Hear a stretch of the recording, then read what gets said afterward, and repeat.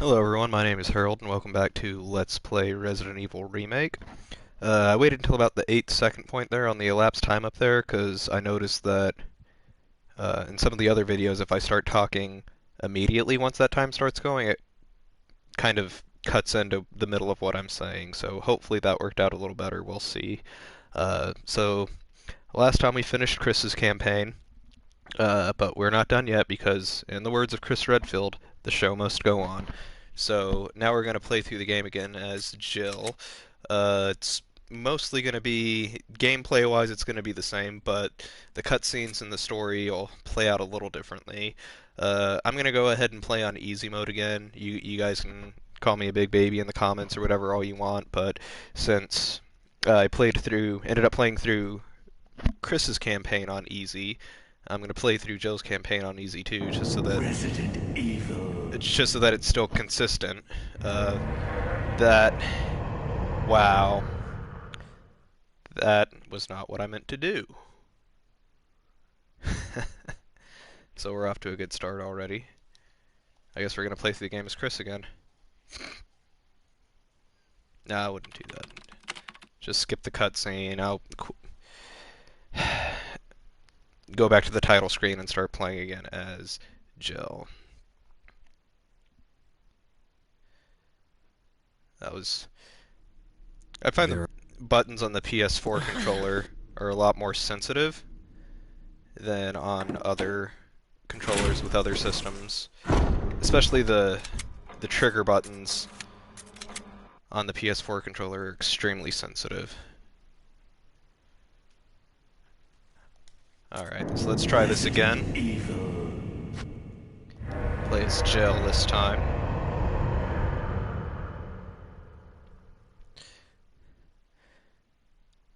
So yeah, like I was saying, just for a more consistent experience, gonna play through the game again on easy for Jill. The only difference would be there's more zombies on hard mode. They do more damage. Raccoon City, where we are searching for the helicopter of our compatriots. Got Chris interrupting me now, but that's fine. In the middle of their mission. Found it yet? No, not yet. Bizarre murder cases have recently occurred in Raccoon City. There are outlandish reports of families being attacked by a group of about 10 people. Victims were apparently eaten. The Bravo team was sent in to investigate, but we lost contact. Look, Chris.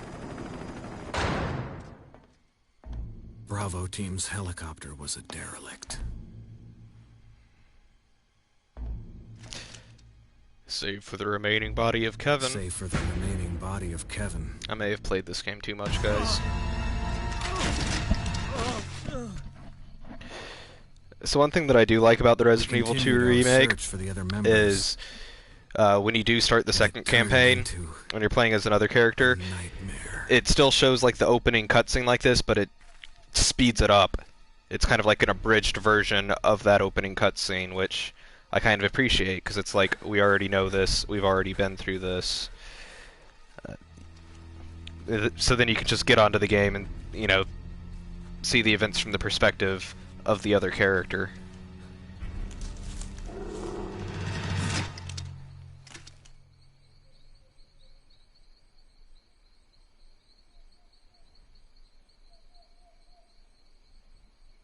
Maybe it was nothing. There's nothing there. Oh, who's a good boy?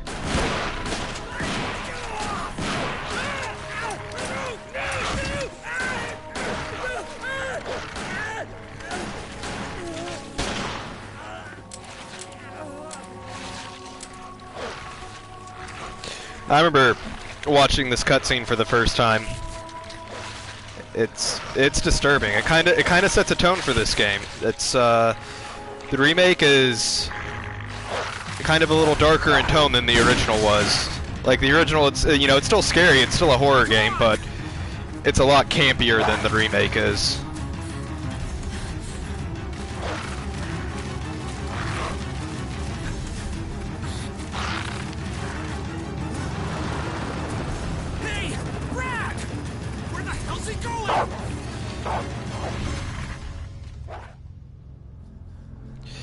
Kind of,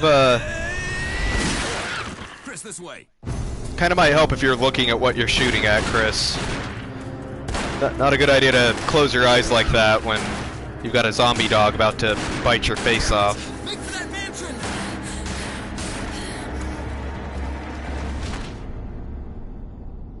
Alright, so now that the opening cutscene's over, the rest of the cutscenes are going to be different.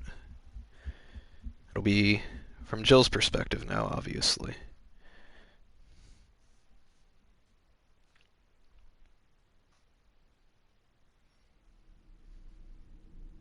There are only 3 STARS members left now. Captain Wesker, Barry, and myself. Barry! We don't know where Chris is. Now we know where Barry is now, but now we don't know where Chris is. Guess he's What hanging is out with this Rebecca. place? Not quite your ordinary house, that's for sure. Hey, Wesker, where's Chris? Jill, no. You don't want to go back out there. But we've got to find... What was that? Chris? No. No? Jill? Maybe? Go and investigate. I'm going with her. Chris and I go back a long way. All right. You two go. I'll secure this area. Stay sharp. And Barry's so cool. Starts off the game with a Magnum. Got a beard. I think he has a beard. Yeah, he's got some stubble going on.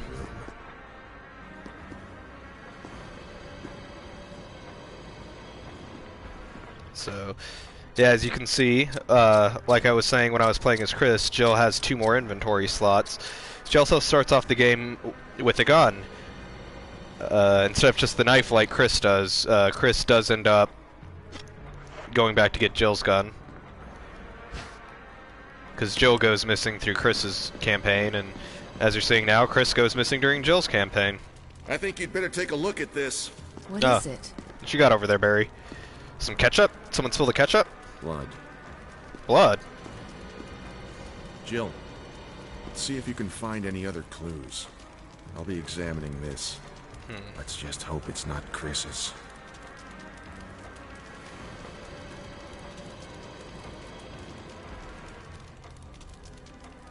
What you thinking about, Barry? What do you think about that Barry. blood?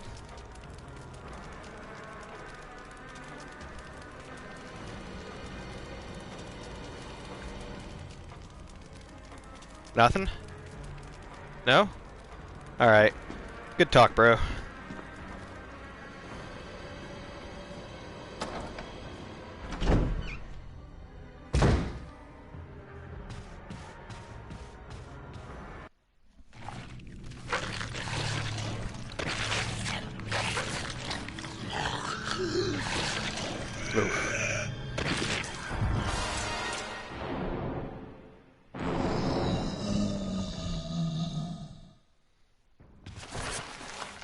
So we're going to handle this zombie a little differently than the way that we handled the zombie as Chris. As Chris, we just took him out with the combat knife to save ammo.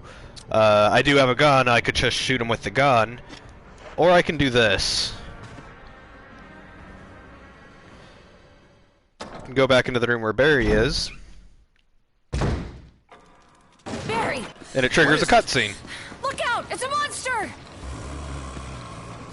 Let me take care of it. You do that, Barry.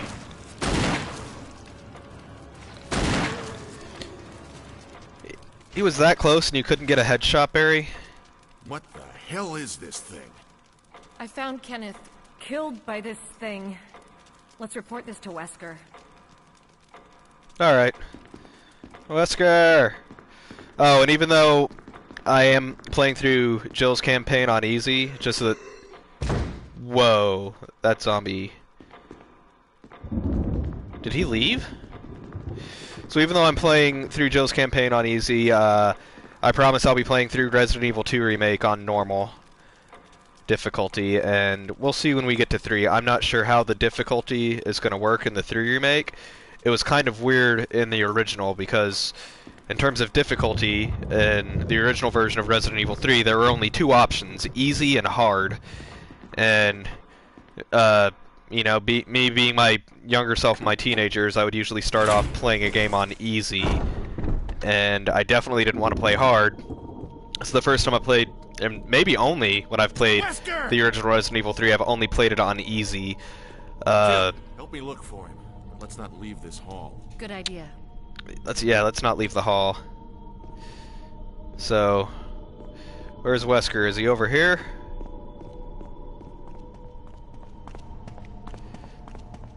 Well, he's not down here.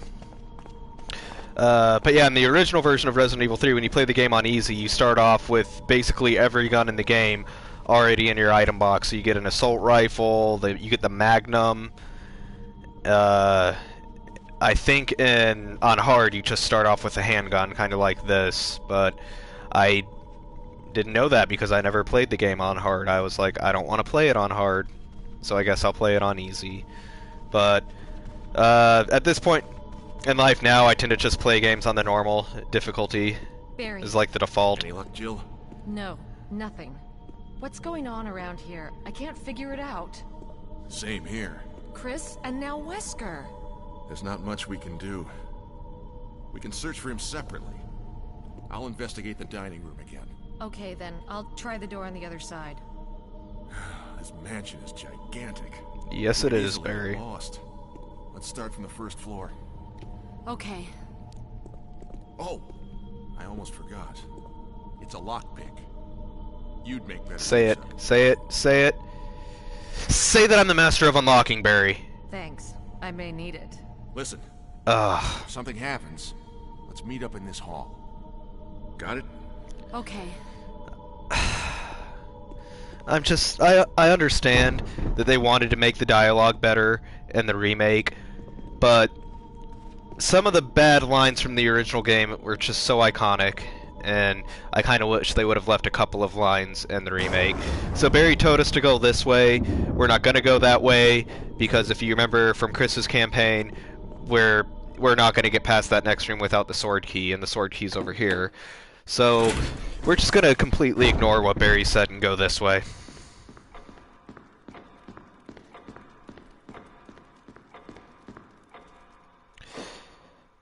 So, an interesting thing that I haven't pointed out yet, maybe not in this Let's Play, maybe I mentioned it in Resident Evil 0, I don't know, that was like a year ago.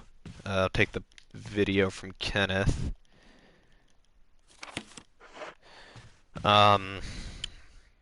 What was I saying? I completely lost my train of thought.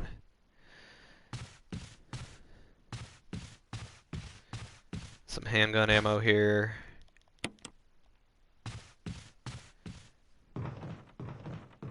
Oh, with the doors. That's right.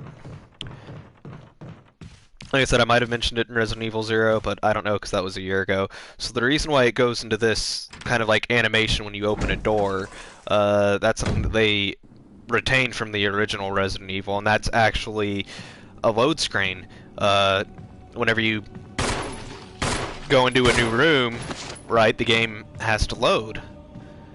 So that was just kind of a it's kind of an interesting load screen. Instead of just looking at a screen that says now loading or whatever, it just shows you an animation of the door opening, and it's I think it's an effective way of building tension because the door's slowly opening, you don't know what's on the other side of the door, and I just think that's a cool way to do a load screen.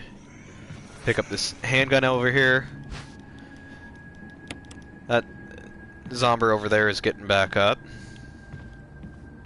Is there not a zombie over here? Huh. That must just be on normal difficulty. So yeah, the higher the difficulty is, the more zombies there actually are in the game. This guy might always be here regardless, though.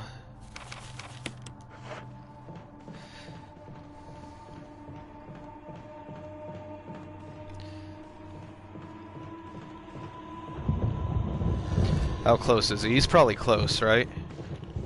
Oh yeah, he's close. He's close.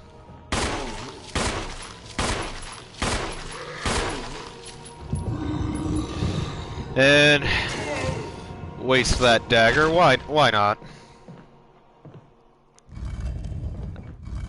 I kind of want to avoid killing him if I can, just because I don't want to deal with the Crimson Head, and I don't want to deal with the monotony of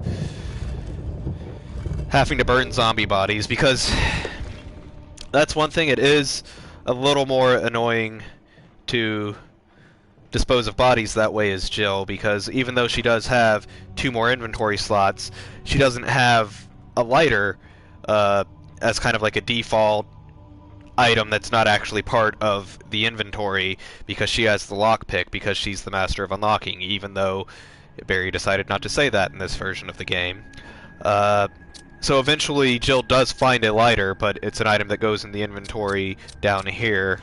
So you need the fuel canteen and you need the lighter in your inventory, and even though Jill does have more inventory space than Chris does, it's still kind of slightly more annoying to burn zombie bodies with Jill. So now that we don't have the sword key yet, that's right, it's down in the crypt. We just have the arrowhead that we need to get into said crypt.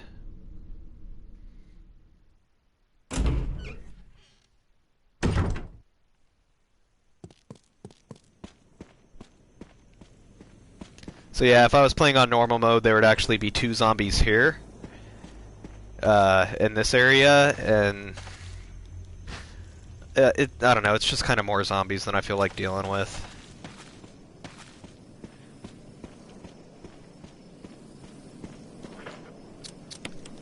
Put the arrowhead in there.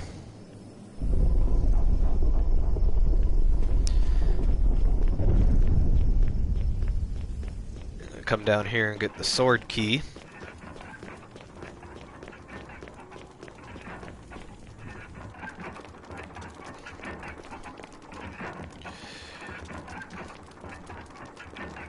Get the book of curses. Examine that and get the key.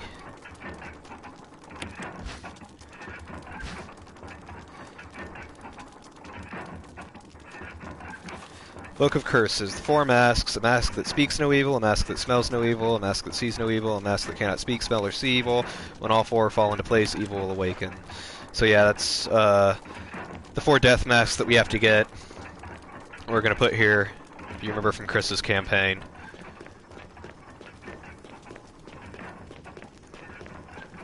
And that's in order to get an item to be able to progress to what I've decided to just refer to as the outhouse from now on. That's always what I've...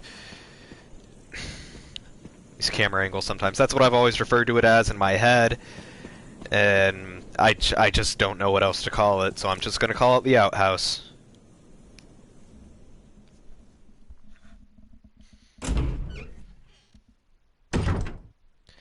So now... Just because I wanted to say sword key instead of mansion key, examine it. Go down here.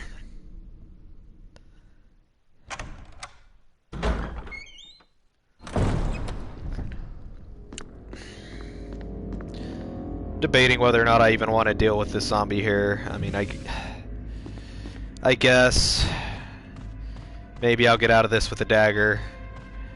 And I kind of like coming back to this room and having my my Crimson Head buddy that, you know, can't actually get to me.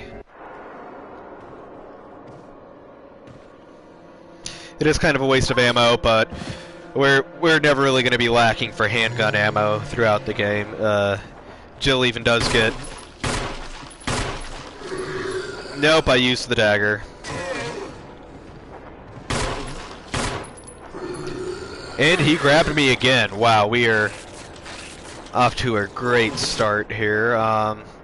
So another thing about Jill, even though I did say Jill is easy mode, Chris is hard mode, kind of Jill's one weakness is that, well, she's weaker than Chris is, or at least not as tough. She can't take as many hits as Chris can. We'll just kind of leave it at that.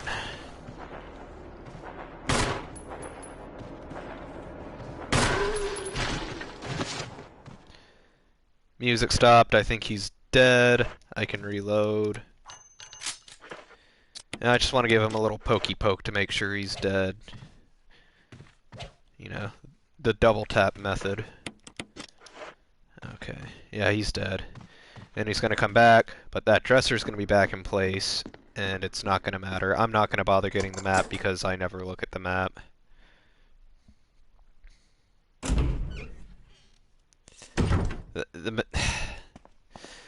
You'll see when we get to the Resident Evil 2 remake, the map, I think, is a lot better in the Resident Evil 2 remake than it is in this remake, but also there was significant just gap of time. Oof. Still kind of caught me off guard, even though I knew it was coming. There's a very significant time gap between when this game was remade and when Resident Evil 2 was remade, because, like I was saying in an earlier episode, this remake is 17 years old now, something like that, and the Resident Evil 2 remake is only a year old. That game came out last year, so I'm still good on inventory space.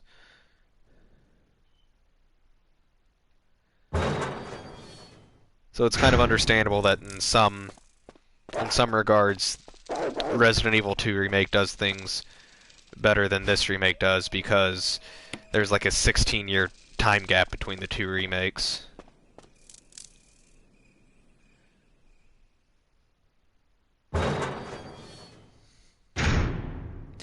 And just saying that made me feel very old.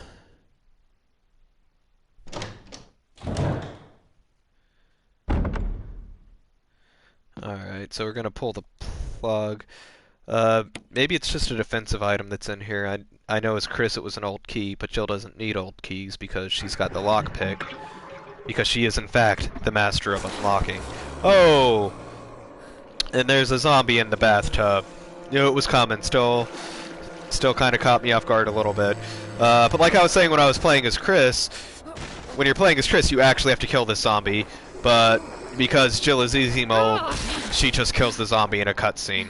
Stomps on his head. And then pukes. I guess stomping on a zombie head will do that to you. And it is a dagger, I was right.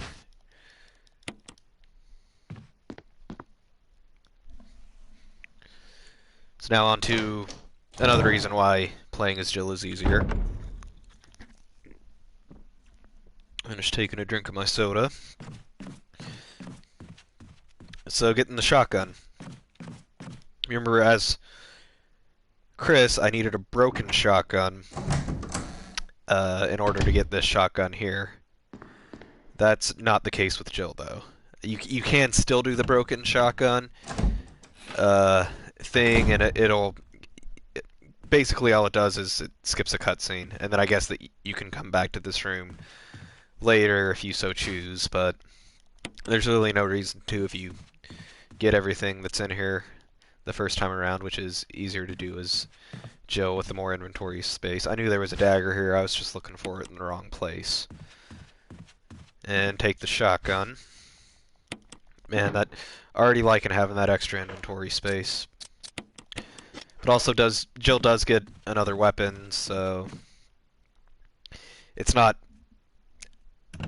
as great having that extra inventory space as you might think, but it's still quite nice. So yeah, this is what I was talking about when I was playing as Chris, but you didn't actually get to see it. If I walk out of that room without something depressing the slot where I got the shotgun from, that ceiling will start to come down on me, and the doors lock. Both of these doors lock. Oh God, what did I do now? And if this happened as Chris, Barry! he would die. Help! Jill, But Jill's lucky you enough in to there? have Barry around. Get me out of here! The door's jammed! Stand back! Like how he shot that doorknob with a magnum and it Grab did my hand. nothing. The magnum, very effective against tyrant zombies. Not very effective against doorknobs. But I guess it did the trick. Now we're going to get to another line that I wish they hadn't changed. That was a close one. A second late, you would have fit nicely into a sandwich. No, Barry, call me a Jill sandwich. But Barry, didn't you say you were going back to the dining room to find other clues? I'm glad and all, but why are you here? I just had something I wanted to check. Anyway, we should get back to searching for Wesker and Chris. Thanks, Barry. I owe you one. Don't mention it. Why does everyone... Oh, hey, I got a trophy. That's cool. I don't understand why... is this just like a horror trope? Why is it that in situations like this, everyone feels the need to split up? I think it would be a better idea to stick together, you know, strength in numbers. You can watch each other's back, but... I guess not. That guy grabs me every time. I know he's there, but he gets me every time. Every time. So... yeah, now that I do have this shotgun, I'm gonna see if I can pull some... Yep, I pulled it off. I don't know if this is something you guys got to see when I was playing as Chris. If you stab a zombie in the head with a dagger, and then blow his head off, you can pick up a green herb. Hey. There it is. You can take the dagger back if you blow up his head after you stab him in the head with the dagger. Which is pretty cool.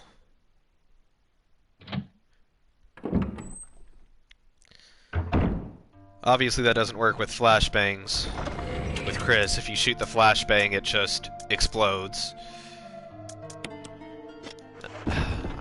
I'll go ahead and save first, just so that because I already have the ink ribbons in my inventory.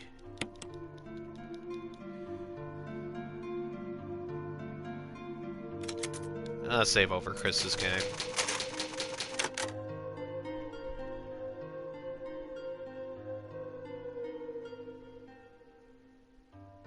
But yeah, if you shoot a flashbang, it just explodes, which can still be useful. Like I tended to do that with hunters, and also with zombies, just because I had so much handgun ammo. But with that hunter, when I saved Rebecca, even though that flashbang was in his mouth, that hunter was still going to move around. So I decided to just take care of that with one well-placed shot.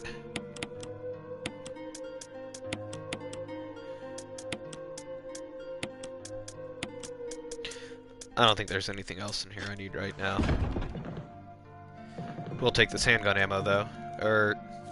Oh yeah, disposing of dead bodies. I know about that, but not gonna do it. Not gonna do it this time. We're just gonna see how it goes. And Jill doesn't actually get flashbangs. She actually gets a different defensive item that we haven't got yet. It's, so you'll see when we get to that. But that's another one that you, in a similar way, you wouldn't be able to get back by exploding a zombie's head.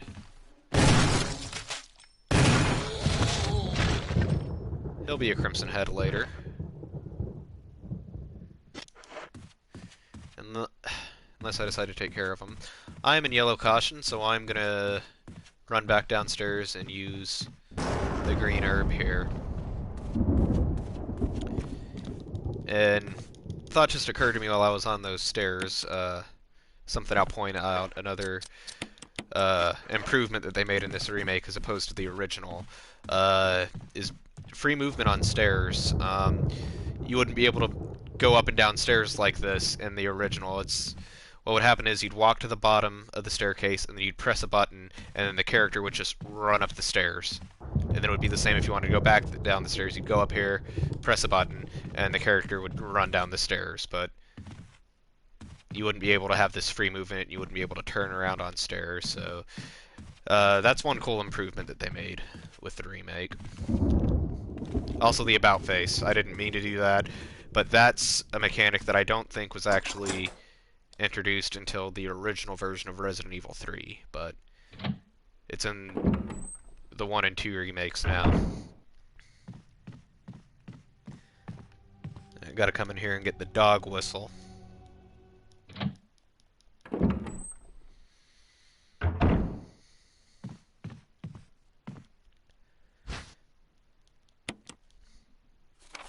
Crumpled memo. Today Sir Spencer told me to hide something where no one could find it. Well, I had this idea. I figured if I could somehow have it protected by a dangerous animal like the vicious canine that lives here, no one would be able to get near it. As far as I can tell, the mud is always hanging around the second floor balcony on the west side of the terrace, and you ought to come running at the sound of a dog whistle. This is where you come in. The thing is, I reckon you're the only person who can get near that thing without risking a serious mauling. Which means only you can put this collar on him. The object that Sir Spencer wants hidden is concealed inside. You're the only person I can trust with this. Of course, you'll get something out of it as well. Remember that certain item that you've always wanted to get a hold of? Well, in exchange for your services, I just might be able to get it for you. This could work out well for both of us. John Tolman. Take the handgun ammo, and I don't know if I'm gonna need it for any reason, but just in case, there's the lighter that I was talking about earlier. And yeah, I can actually go through this door here. Might as well drop off the lighter since I'm not going to be using it as far as I know.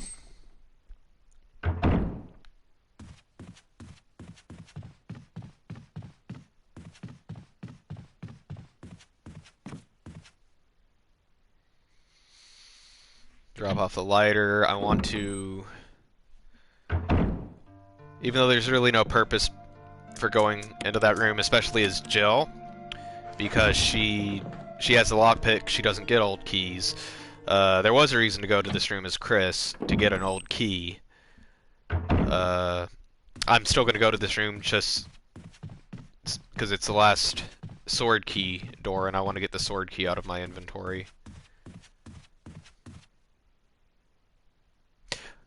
Well, there is another sword key door that I'm going to go through to get to this door, but just want to use up these items as much as I can.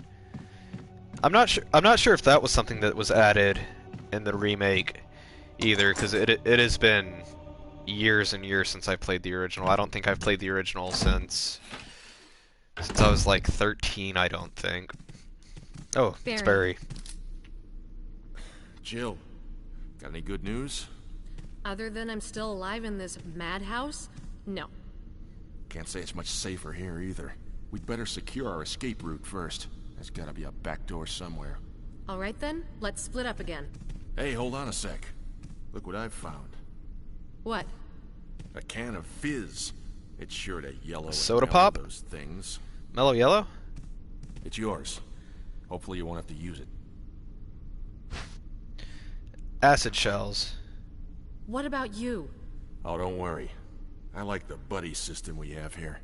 I see. Thanks, I'll take it. Buddy system with a gun Ciao. instead of an actual buddy. That makes sense, Barry. So, yeah, I was saying I'm not sure if it was something that was in the original or that they added in the remake, because I haven't played the original in 17 years. But I'm not sure if you were able to discard keys when you were done with them in the original. That might have been something that they added in the remake. There's another sword key door. Okay. Oh, and the other one was down here. That's right. So I'm gonna go ahead and you know, it might be a little bit of a waste of time, but I'm just gonna go ahead and use the sword key, get it out of my inventory, throw it away.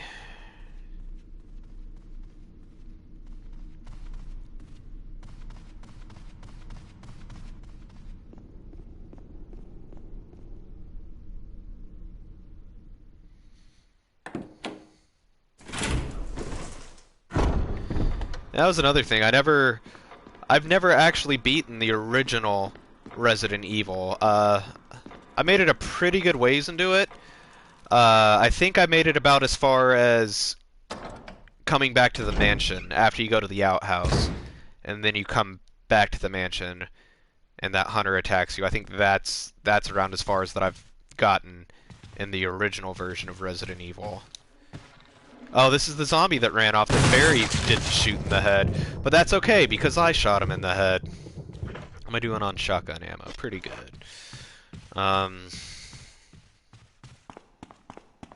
Yeah, so I never actually beat the original Resident Evil. I did watch a friend beat it, or actually one of my brother's friends beat it. But I've never actually beaten the original PS1 version of Resident Evil. There's also a version that I had at one point. I don't have it anymore. I don't know what happened to it. But there's actually a DS version of Resident Evil, and it was kind of a port slash remake of the PS1 version. It didn't look anything near as good as this because it was on the original DS. It was kind of graphically similar to the PS1 version. But I'd say that's pretty close to the original PS1 version, and that's another version that I played, made it a decent amount of way into, but didn't actually beat, so never actually beaten the original Resident Evil, just the remake. But honestly, the remake is the better version. If you're gonna play Resident Evil, this is the way to do it. He's dead. I think I can reload now. Yep. So I can free up another inventory slot by reloading my shotgun. And I did use up my sword key, right? I did.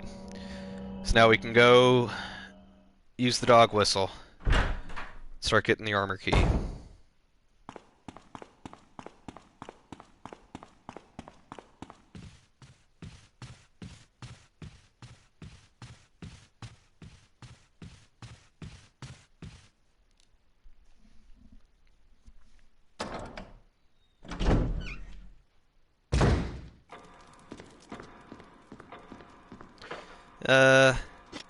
Yeah, I can go ahead and pick up that blue gemstone now. Jill's got the extra inventory space, so why not?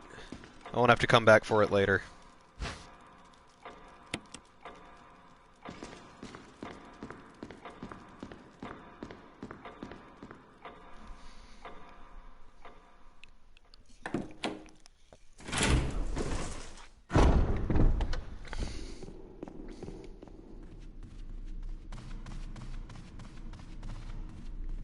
Now go up the stairs on our way to the terrace where we're going to get not the armor key, but the imitation of it so that we can get the actual armor key.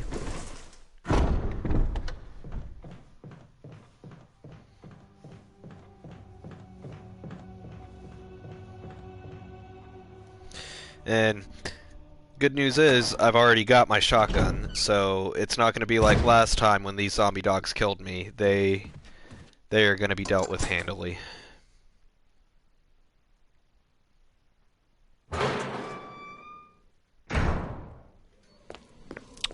And this is the spot that I went with the last time, and that seemed to work out pretty well.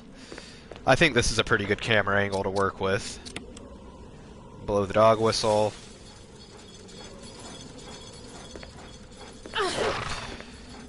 Wow. What? So much for doing better. You can't actually use defensive items on the dogs too, which is pretty handy. That could have gone better, but honestly it could have gone a whole lot worse. It went a lot better than last time did, so I'll take it. I probably have no reason to, but I'm gonna go ahead and unlock this door, just in case. I'm not gonna have any reason to come back out here, but it's nice to have options. You can use these green herbs without taking up an inventory slot. Examine the dog collar, get that imitation key out.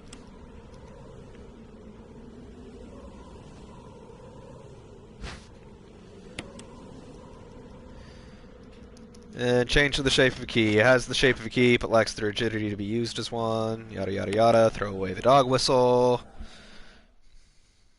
And there's going to be a couple of zombies in here.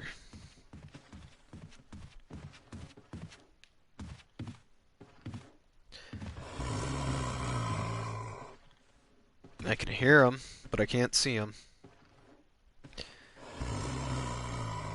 I'm gonna wait for him, because I don't want to just run into a blind spot and just run into a zombie. That's happened enough. I don't want to I know he's there. It's probably better to be patient and wait for him. He won't be coming back.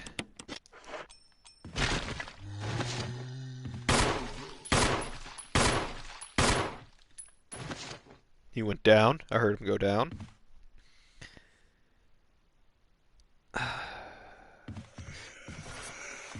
I'm debating whether or not to kill him, because it's like I don't want him to be there when I come back, but he'll also be a Crimson Head.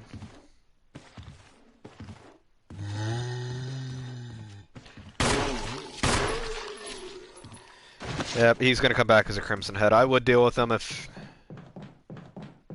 I will deal with him, because there actually is a... I didn't pick up the fuel canteen, though. I didn't. Never mind, I'm not dealing with him. Time to go get the armor key.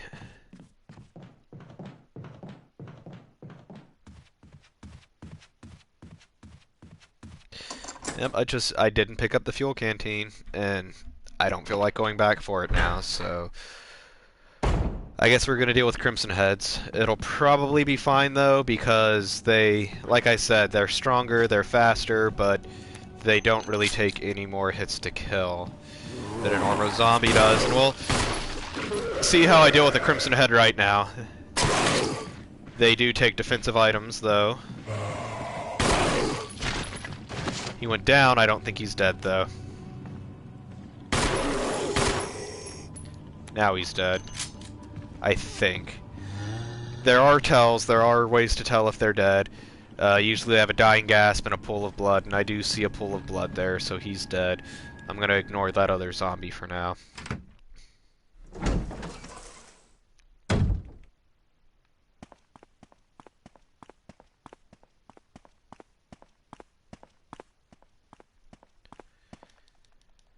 Take the armor key.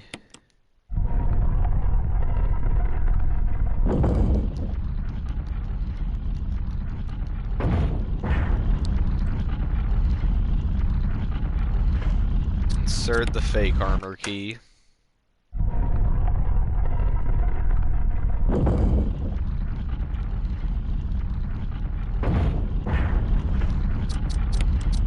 So now we got the armor key. A lot of more doors we can unlock now.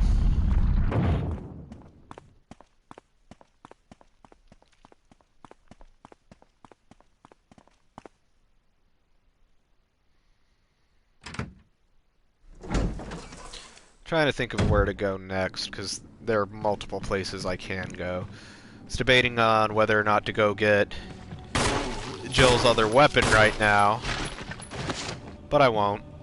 I can do that later, because that's off in a direction where there are other things to do. So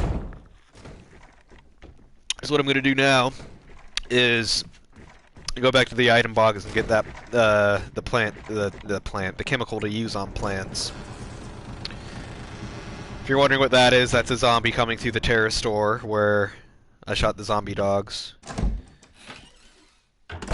But I'm not going to deal with them right now. I'll keep that blue gemstone. Can use that. And get the chemical to use on plants.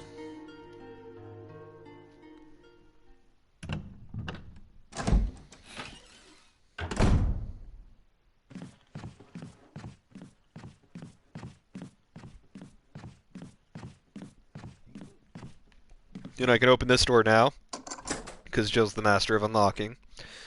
I don't care what Barry says, or doesn't say in this case.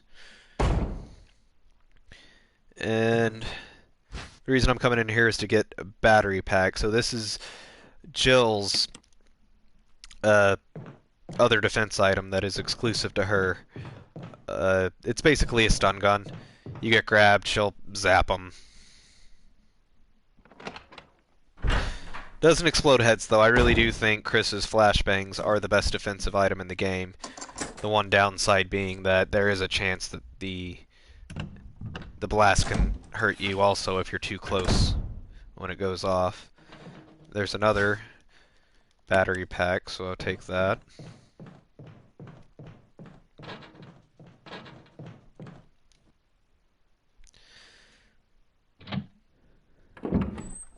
So yeah, even though the story's a little different with Jill, the characters are different, and this is the more canon version of this story, and that's the reason why I'm playing through this again. But outside of the cutscenes, it really is the exact same game. So if you've already watched Chris's campaign, it's gonna be the same game, but Jill's got more inventory space. It's gonna be a little easier as Jill, so just bear with me. And since I already have done this once before as Chris, I'm not going to explain the puzzles this time. I think zombies. I think I'm just going to do the puzzles instead of explaining them like I did the first time around, just to try to make things go a little faster.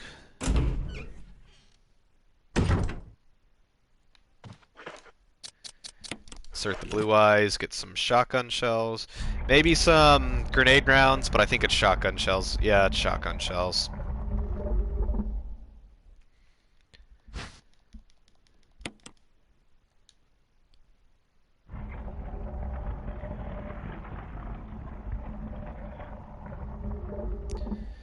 And it just occurred to me I am going to need the lighter for one thing as Jill.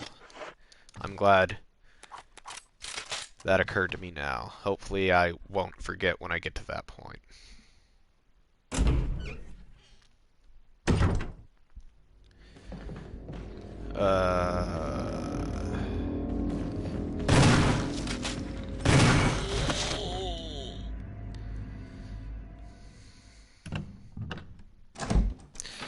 Yeah, I might be having a bad time coming through here later when there's going to be Crimson Heads, but Jill's kind of better equipped to deal with things than Chris is. She gets more weapons and whatnot. And there is no reason to really come in here as Chris. There's no key in that closet as Jill. It's just a battery pack for a stun gun. But I just want to come in here to read like my favorite diary in the game. Keeper's Diary. May 9th, 1998. Played poker tonight with Scott and Elias from security, and Steve from research. Steve was the big winner, but I think he was cheating. Scumbag. May 10th, 1998. One of the higher-ups assigned me to take care of a new creature. It looks like a skin gorilla. Feeding instructions were to give it live animals. When I threw in a pig, the creature seemed to play with it, tearing off the pig's legs and pulling out the guts before it actually started eating.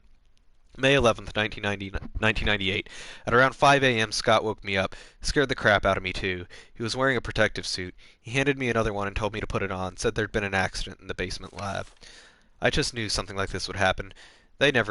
Those guys in research never sleep, even on holidays, so I try to keep things PG here. If you guys have been watching my LPs, you've probably kind of noticed that. So even though there are bad words in this game, just because this is something that I'm putting out on the internet for everyone to see, I'm not actually gonna say bad words. So when it comes to words like that, I'll just insert another word or skip over words. And it just happened in this instance that it didn't go as smoothly as it has every other time that I've done it. So I guess I'll just go ahead and take the time to explain there that that's the reason why.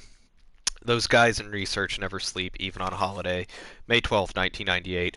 I've been wearing that spacesuit since yesterday. My skin's getting grimy and feels itchy all over. The dogs have been looking at me funny, so I decided not to feed them today. Screw 'em. May 13th, 1998. I went to the infirmary because my back is all swollen and feels itchy. They put a big bandage on it and told me I didn't need to wear the suit anymore. All I want to do is sleep. May 14th, 1998. I found another big blister on my foot this morning. I ended up dragging my foot all the way to the dog's pen. They were quiet all day, which is weird. Then I realized some of them had escaped. Maybe this is their way of getting back at me for not feeding them the last 3 days. If anybody finds out, I'll have my head handed to me. May 16th, 1998. Rumors going around that a researcher who tried to escape the estate last night was shot. My entire body feels hot and itchy, and I'm sweating all the time now. I scratched the swelling on my arm, and a piece of rotten flesh just dropped off. What's happening to me? May 19th, 1998. Fever gone but itchy. Today hungry and eat doggy food. And now time for my favorite line in the game. May 21st, 1998. Itchy, itchy. Scott came ugly face, so killed him. Tasty. Itchy, tasty. So yeah, really no reason to do that. I just find it funny, and I don't need that stun gun, so never mind. I was gonna say I'm not even gonna trigger the zombie, but I don't have a choice. But that's okay, I don't need to come back in this room. They can be Crimson Heads in here all they want, even though he won't be. So, apologize to that first zombie, he's not gonna have a buddy in here later on.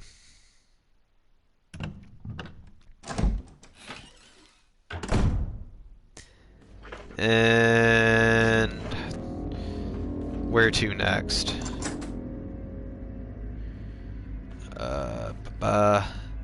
I gotta go get serum for Richard, so I'll go ahead and do that now.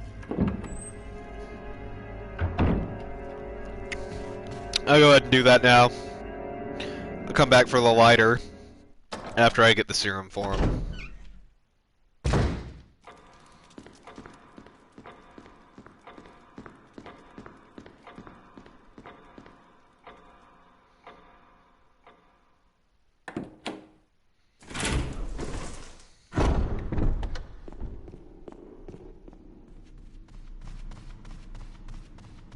Oh.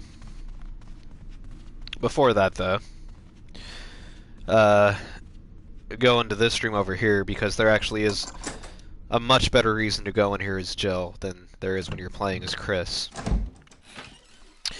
So, I've been talking about how Jill gets a weapon that Chris doesn't get. It's a table. She just carries this glass table around and just bonks zombies on the head with it. That's Jill's exclusive weapon. No, it's this grenade launcher that Forrest has.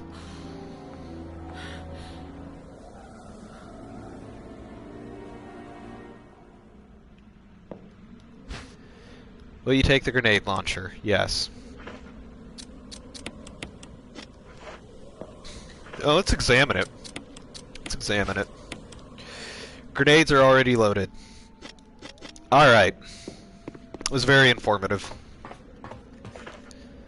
Doing okay on health, and again, there's no reason to do this, but I kinda want to. Why not test out this grenade launcher that we just got?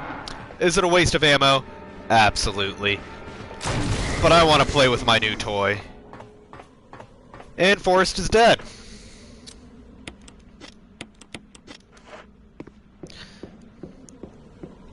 So yeah.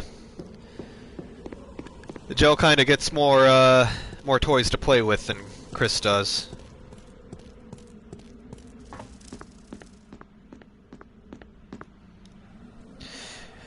And Barry did give us those acid rounds too, so we're doing pretty good on grenade launcher ammo. I just kinda wanted to test it out.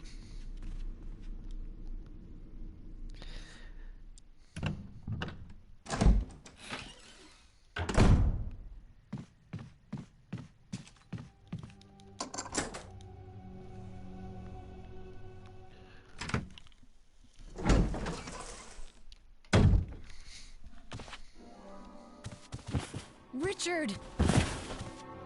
What happened? Where's Rebecca? You're wounded. She only shows up for Chris, I guess. Whole place is a killing zone. There are monsters. What did this to you? A big snake. And it had to be poisonous. Poisonous? Richard, hold on.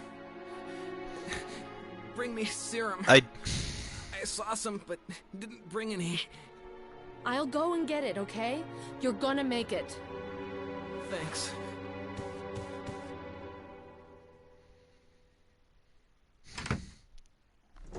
Actually, I'm gonna go grab the lighter when I get the serum.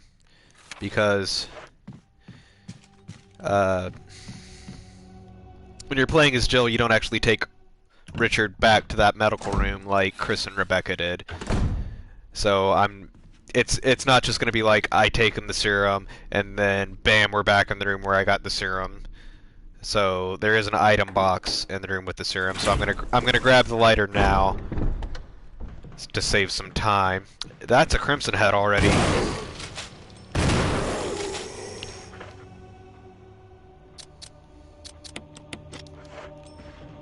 That's a dead Crimson Head. Like I said, they don't take a lot. They don't take more hits to kill than a normal zombie. They're just faster and stronger. If you got a high-powered weapon like shotgun or a grenade launcher, they're really not a problem.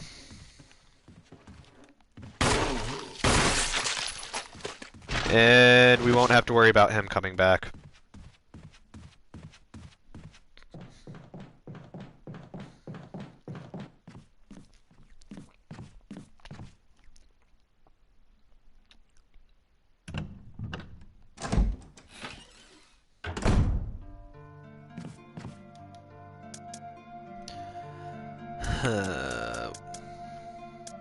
The lighter, that's what I'm here to pick up. I will take the serum. I don't have any shotgun shells, so I am going to go ahead and deposit the shotgun for now. And I'll deposit the death mask too.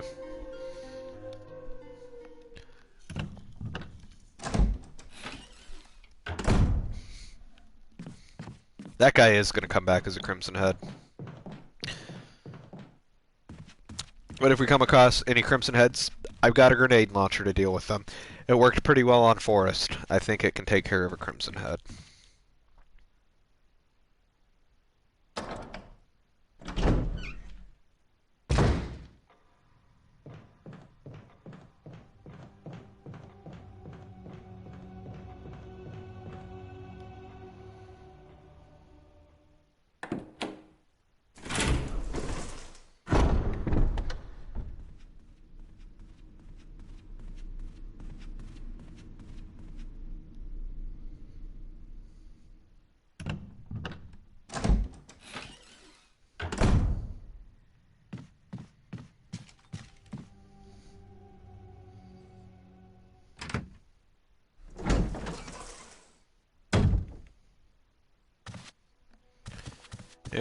Here, Richard. I hope you don't have a problem with needles, Richard. Hang in there. It's probably not going to be as bad as giant snake fangs, though, so I think you'll be okay. Here's my radio. Take it. I'm... Oh, great. Now, Richard gave me a radio that doesn't work. Does it ever not hurt? Does whatever not hurt?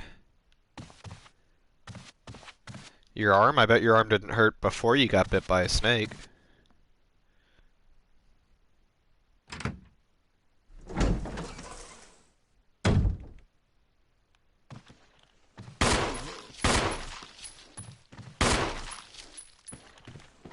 Oh, he got me. I got a knife or a stun gun. Ooh, he almost got me. Too slow, though. Or go ahead and reload. I think it's always a good idea to have a full, your whatever gun you're using at max capacity, if at all possible.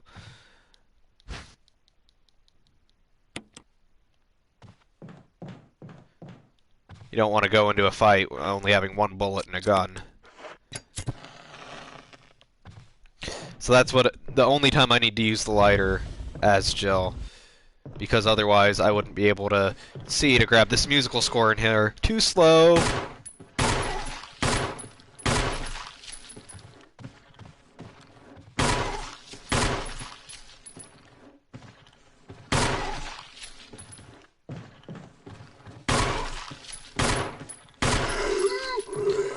And that's his dying gasp. His head didn't explode, but we'd never have to come back here, so it doesn't matter.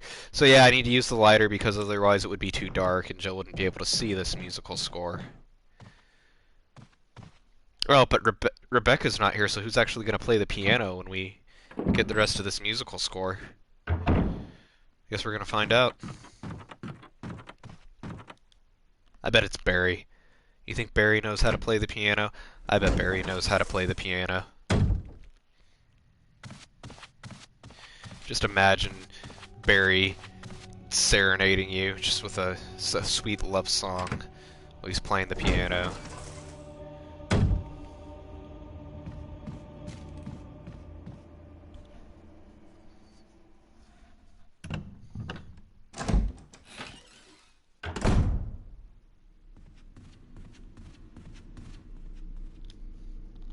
So now I'm gonna go get the other half of the musical score. I'll be fine. I don't need to drop the lighter off yet. It is really nice having these 2 extra inventory slots.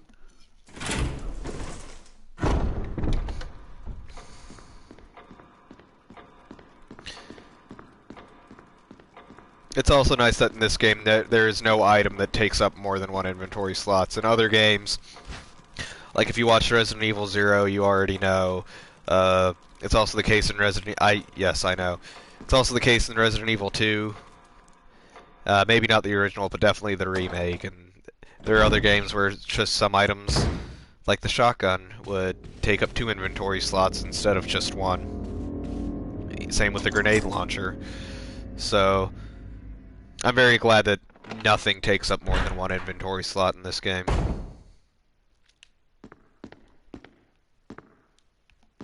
Yep. Other half of the musical score is back here.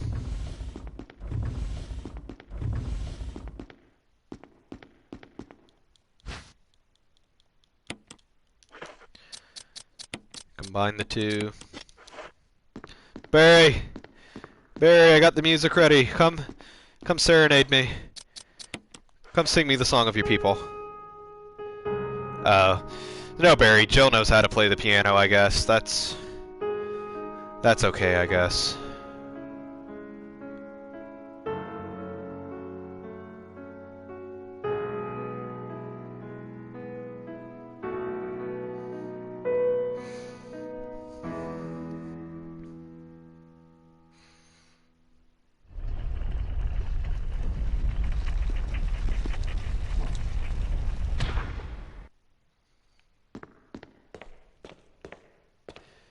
Take the gold emblem.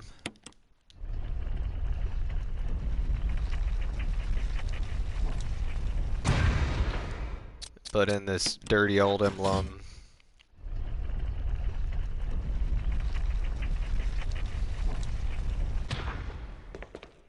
And read this diary. Trevor's diary. November 24th, 1967. 11 days have passed since arriving on this estate. How did I end up like this? A guy in a lab coat brought me a meager plate of food and said, "Sorry to put you through this, but it's for security reasons." That's when it hit me. It all makes sense now. There are only 2 people that know the secret of this mansion. Sir Spencer and myself. If they kill me, Sir Spencer will be the only person that knows the secret. But for what purpose? It doesn't matter now. It's too dangerous here. My family.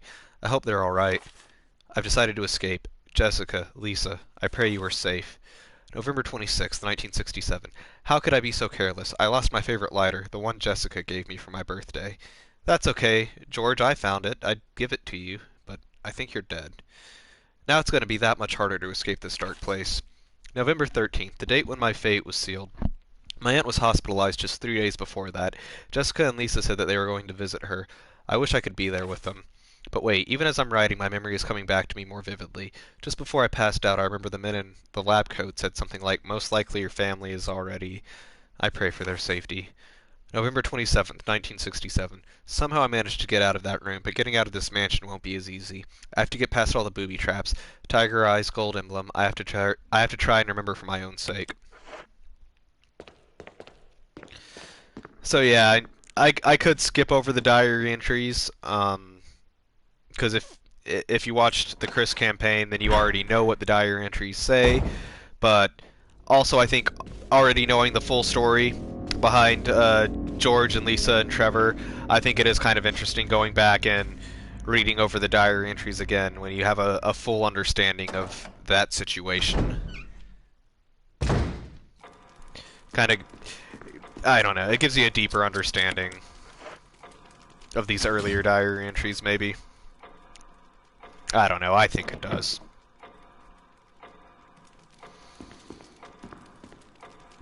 Wow, wow. Jill, don't run into the table like that. Alright, move. Yes. Move the large gear to the left. Move the large gear to the left. Stop turning it.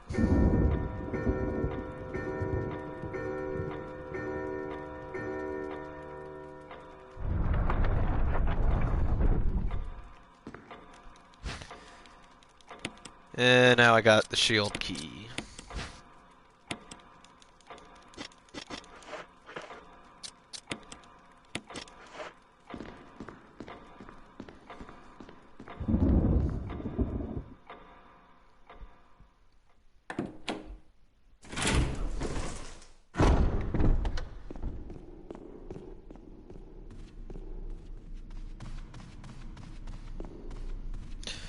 I think I'm gonna go ahead and drop off the lighter now. It's just because I have no use for it anymore.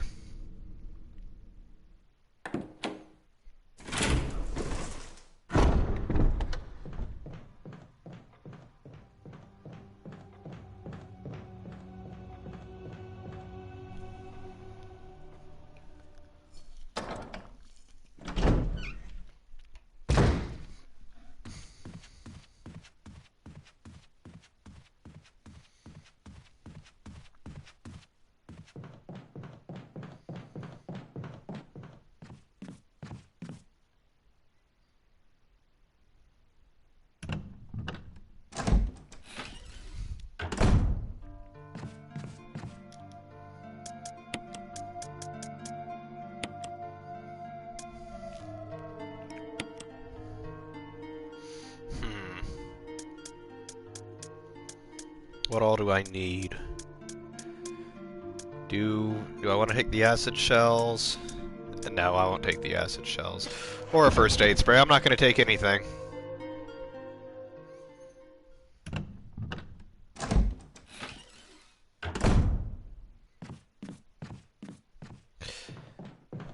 So yeah, if you remember from the Chris campaign, now that I've got this shield key, we're going to have our first encounter with Jan coming up soon. So that's why I was trying to decide, do I need more ammo, and do I need a healing item? But I don't think I do. But then again, this is also coming from the guy who wussed out of that Jan fight the first time around when playing as Chris, but Chris didn't have a grenade launcher.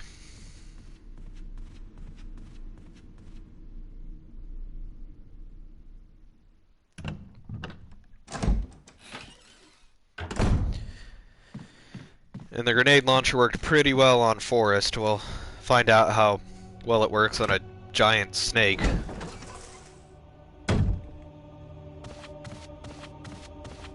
How you doing, Richard?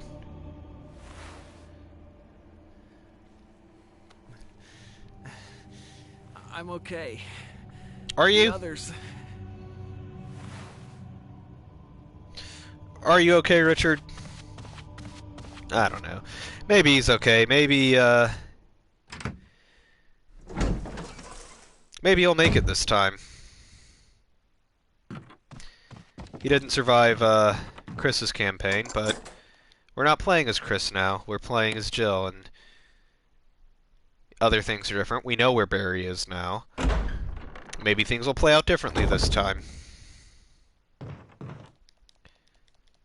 Take those shotgun shells. Oh, I didn't even think about the fact that the shield key was going to go away right after I used it.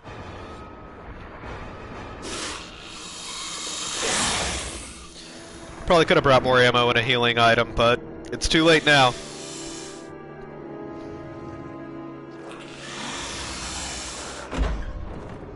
Payback time. Yeah, Richard!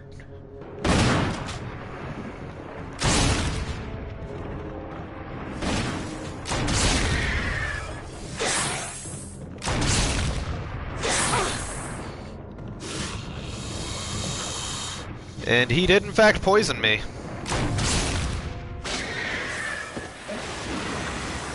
Yeah! Thanks for the help, Richard. Thanks. My best bud, you know that? No, Richard! No! Richard! Poor guy just can't get a break. If it's not a giant shark, it's a giant snake.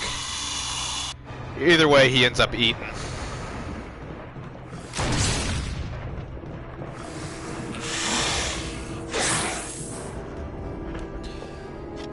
And that's the last of the grenade launcher ammo, but That's okay, because now I have Richard's shotgun. I knew Richard was gonna die here, that's why I didn't bother bringing my other shotgun. And I missed. I totally missed, but that's okay, because that one did it. I didn't wuss out this time.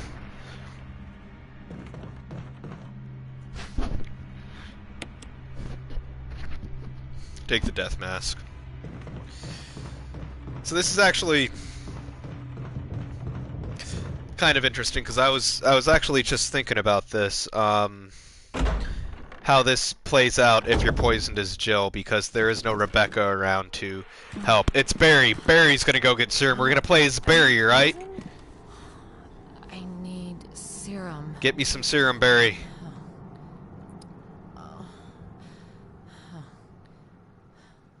Barry? Barry? Nope. Gotta go get the serum as Jill. That's what I thought. I'm not gonna lie, Barry's kind of letting me down. He won't sing to me. He won't get me serum.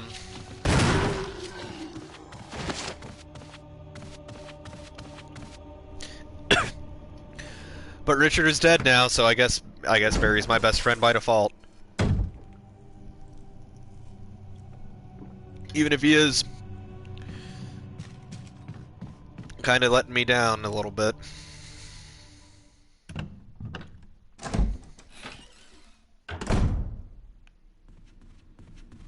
Can I reload this thing yet? Not. I mean, I could, but I'll wait until I fire off 2 more shots to be able to reload and free up an inventory slot.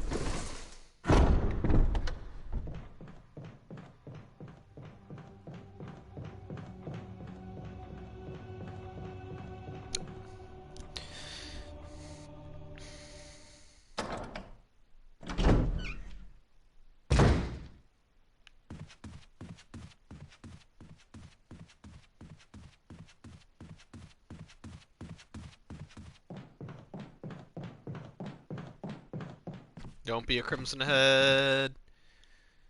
Good.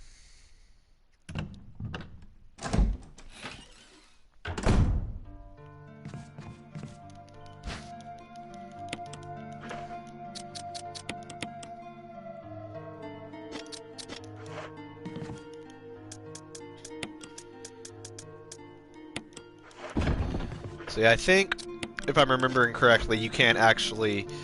Yeah, you can't reload a grenade launcher that way. You have to actually do it in the menu. And let's see, we've got 2 death masks now. We've got 2 to go. Alright, I'm gonna go ahead and deposit the grenade launcher for now.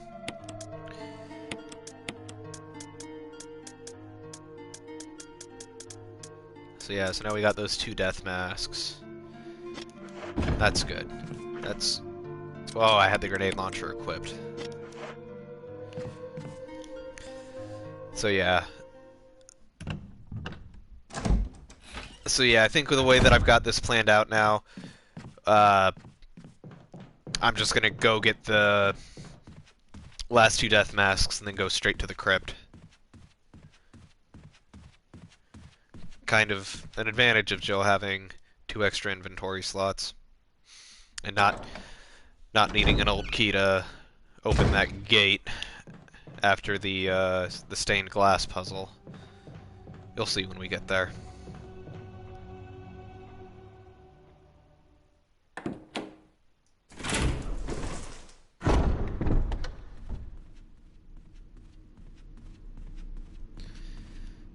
Yeah, this way.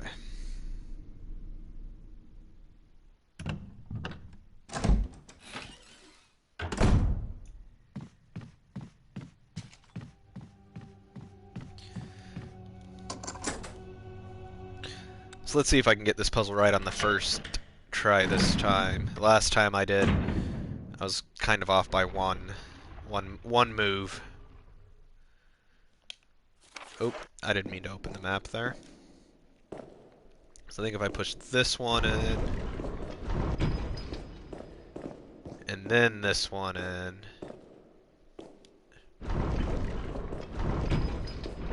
Nope. It's the other way around. And then I push in the one with the shield. And that solves the puzzle.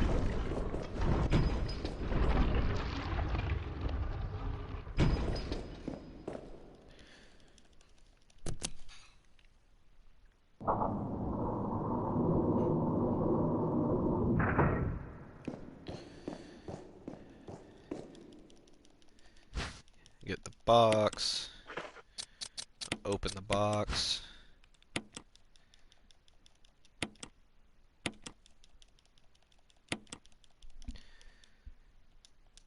And that's 3 death masks.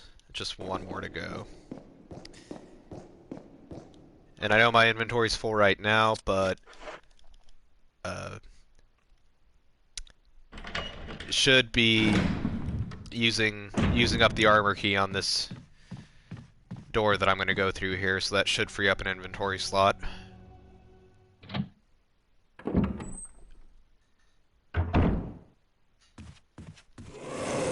That's a Crimson Head. Yeah. You got a shotgun or a grenade launcher, Crimson Heads really aren't that big of a problem. Oh, and now I've got another free inventory slot anyway, because I fired off 2 shotgun shells. Cool.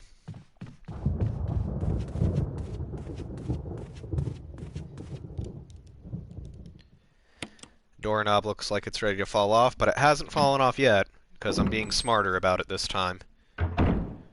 I don't think that door is ever going to be an issue this time. Oh, he got me. Well, that's fine, I'll just stab him in the head. And I'm not going to get that dagger back, but that's okay. There's still another armor key door. That's interesting. Oh, I know which one it was. I'm going to go ahead and use it up again real fast. I might not have to, but... Not yet, but I'll just go ahead and take care of it now. This door handle's going to hold up long enough, I think. I guess we'll find out.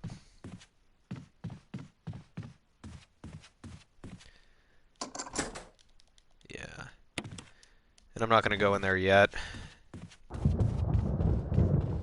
Just getting rid of the key.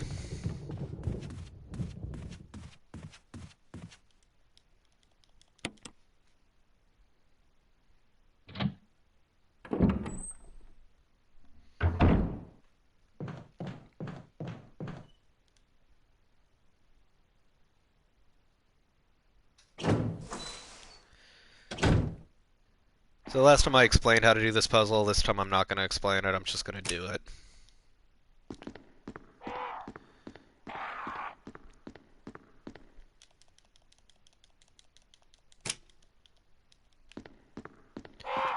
And purpla. Good to go.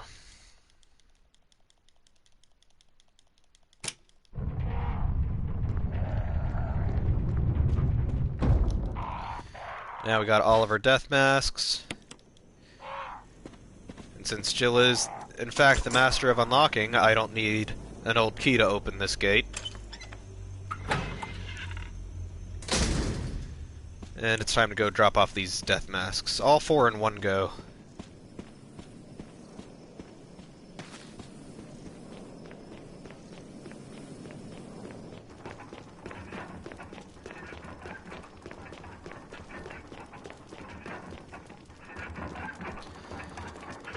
No eyes.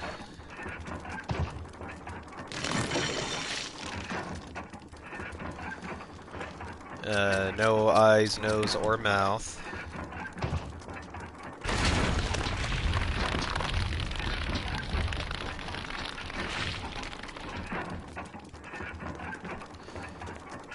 This one's no nose. But I think it is. I just don't think I was standing close enough to it. There we go. Game's really picky sometimes with, like, it's like, no, you need to be standing in this exact spot to do the thing.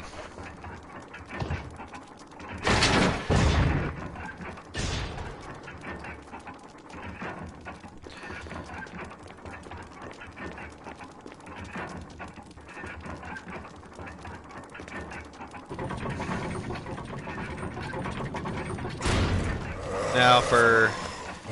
I don't know if I actually found that file last time that explains... This is like... actually the first Crimson Head that they just locked away down here. Thank God for auto-aim.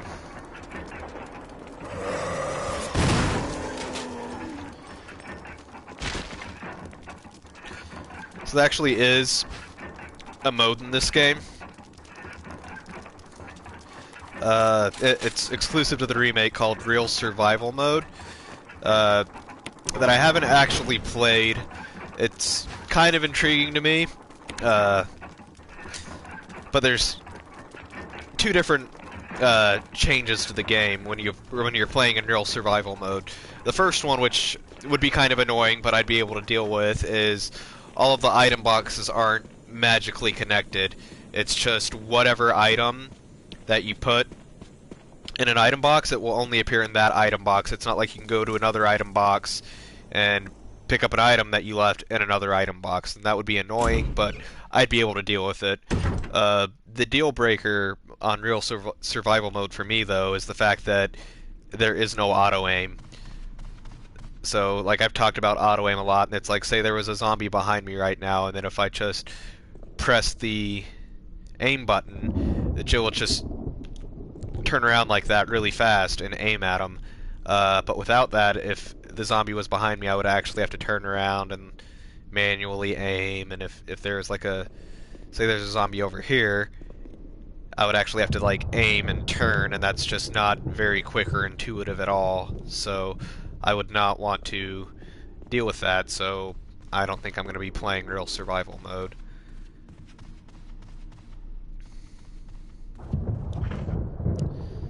Alright, time to go... not to go to an item box, it's time to go get the Wind Crest. So that I can get the Magnum, because... as you guys saw when I was playing as Chris, that Magnum is really good for taking down the Tyrant.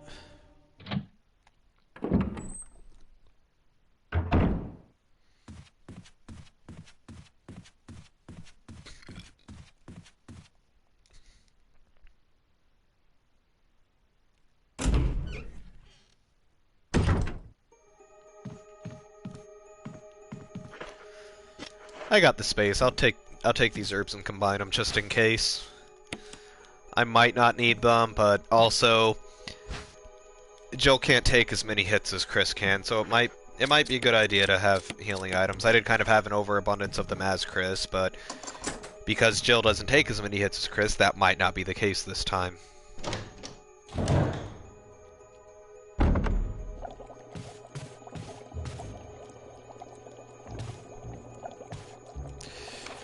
Researchers will. A letter is slipped inside. The top part of the letter is torn off. The rest of the letter is legible. Alma, I've tried to survive only to see you again, but my efforts only delayed the inevitable. I am infected, and there is no cure for what will follow except to end my life before I lose the only thing that separates me from them, my love for you. In an hour I'll have entered my eternal sleep where there is peace. Please understand. Please know that I'm sorry. Martin Crackhorn. Crackhorn. Fishhook.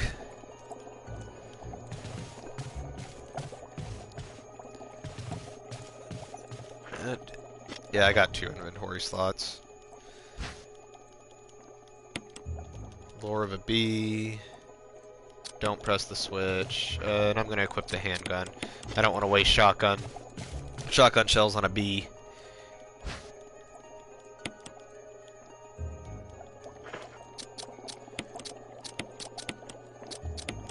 Put that in there. And put this in here. And this time I will press the switch.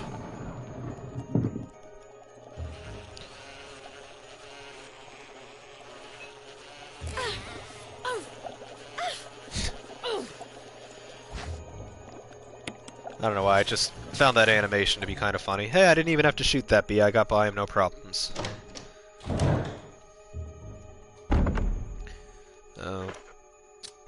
Seeing as how that's the case, I will equip the shotgun again.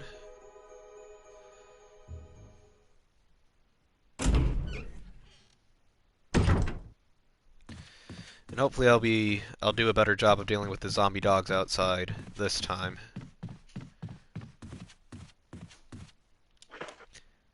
I'll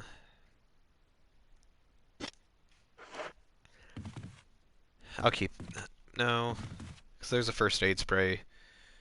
So I'll drop this herb off for now.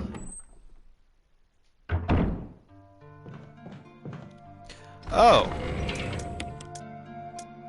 And there's more goodies in here. Did Wesker leave me goodies? Wesker left goodies for Chris.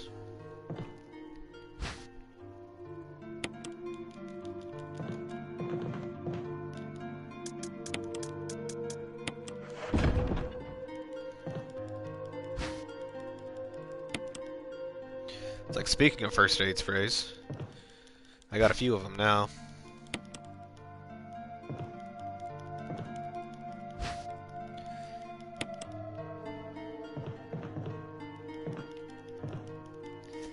And incendiary shells.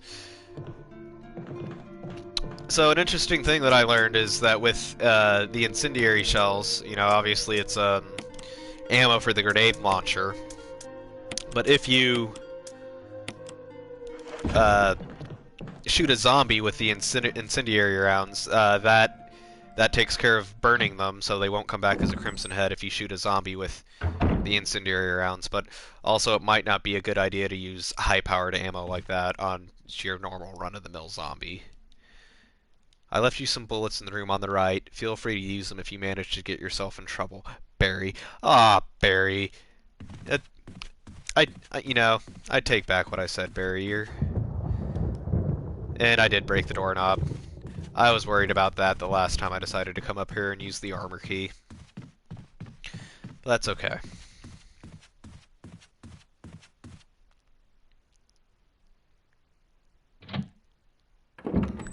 There's actually one of two ways I can go about this, now that I think about it.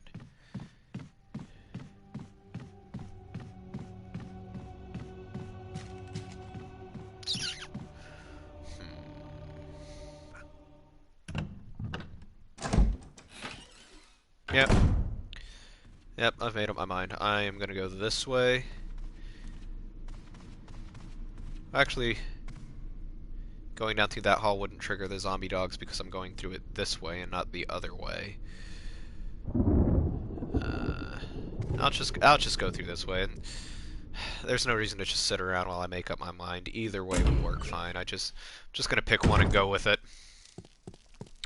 But yeah, the other thing being, if I had gone that way, then not the room where the zombie dogs jumped through the window, but there would have been a point where zombies would have started crashing through the windows in the next room, and why deal with that if I don't have to?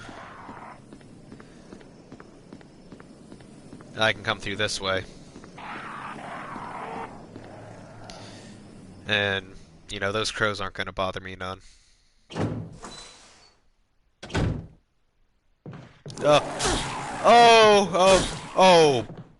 Oh boy.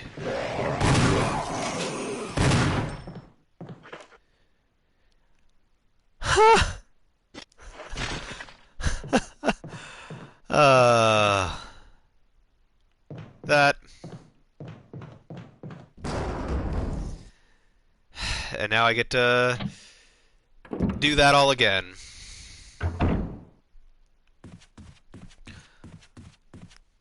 I was all like, hey, you don't have to worry about Crimson Heads if you got a shotgun. But now I want to heal myself just to make sure that the zombie dog doesn't kill me. That's okay, we're still making pretty good time, I think. This is definitely still going a lot smoother than the first Chris episode did, that's for sure. Because I still haven't died yet.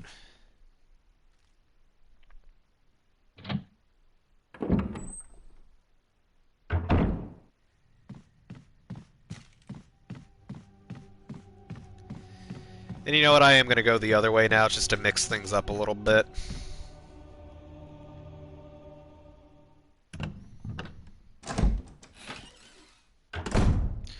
I mean, yeah, there's gonna be zombies, but they're normal zombies. They're not Crimson Heads, and I can just run from them.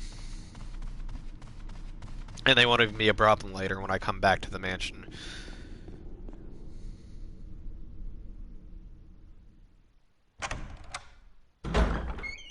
Ooh, and maybe my Crimson Head buddy here? Yes! Yes! Hey, buddy! Hey! Hey! Hey! Should I kill him? I could kill him with this handgun ammo and he wouldn't be able to do anything about it. Nah, he's my buddy. I couldn't do that to him.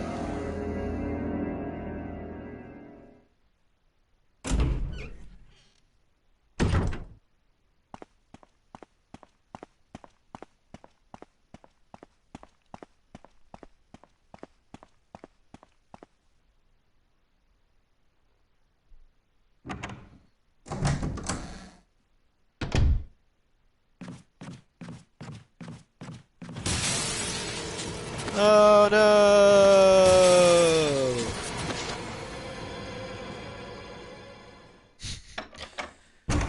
Yeah. Thankfully, regular zombies are really slow. But they will follow you sometimes through rooms. That's a new addition to the remake. That happened last time as Chris. That's fine though. Still got 5 shots left.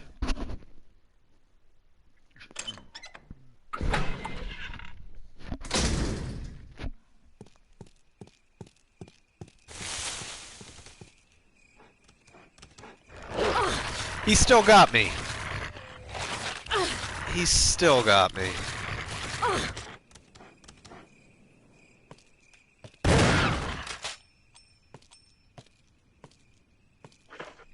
Maybe the assault shotgun actually does more damage than the regular shotgun, because I think that took 2 shots last time.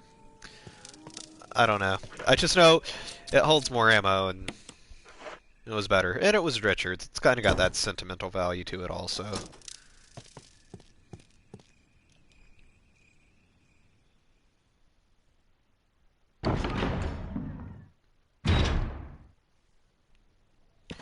Hey, I got more shotgun shells now. And I can reload and get those shells out of my inventory. There's a stun gun here.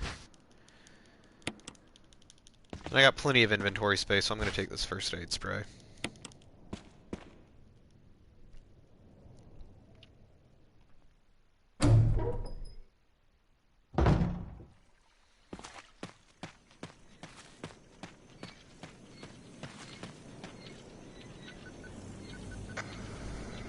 Somebody respond. Over. Barry? Barry? Monster. Chains. Gun. Ineffective. Instant. Stay away. Forest outside mansion. Stay. Hey. Barry, that was the worst song ever. You weren't even playing the piano. West.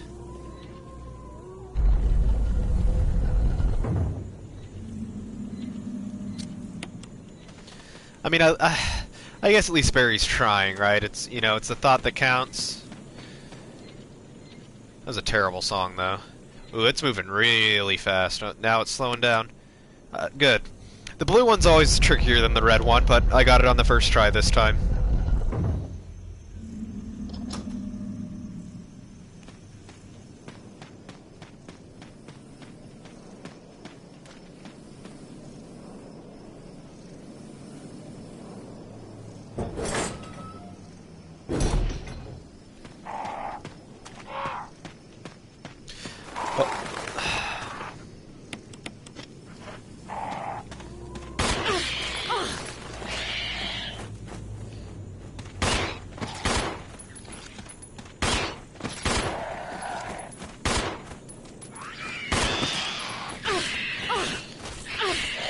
Maybe I shouldn't have shot the crows. They do not seem to enjoy that very much.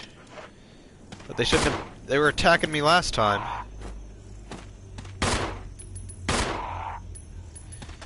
It's also... Ah! I can't even see what I'm shooting at. I'm just kind of spraying and praying right now.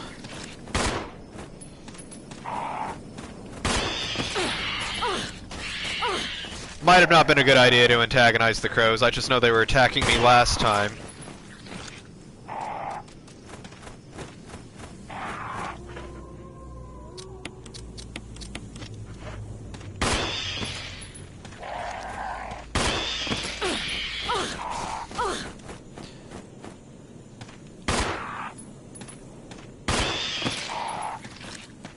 Are we good now? Are we good? Are we good? Oh, come on! You know, I thought I was going to be smart shooting these crows before they attack me, but that just pissed them all off, I guess.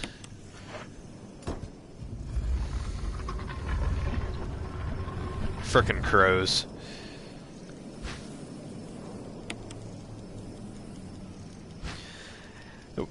We are in yellow caution right now, but that's fine. There's some green herbs in front of the cabin, so we'll be fine. Not going to be any more enemies between us and that anyway.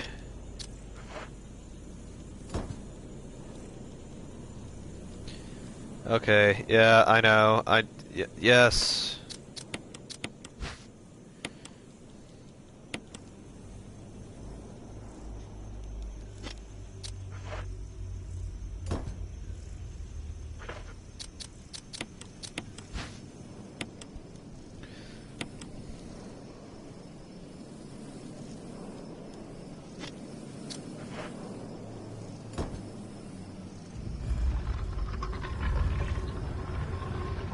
Alright, so now we got the Magnum again.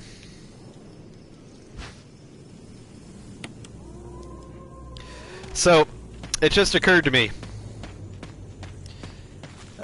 I don't know if I want to say it though because it's spoilers.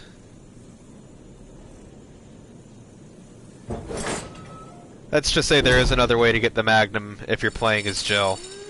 And we'll leave it at that for now.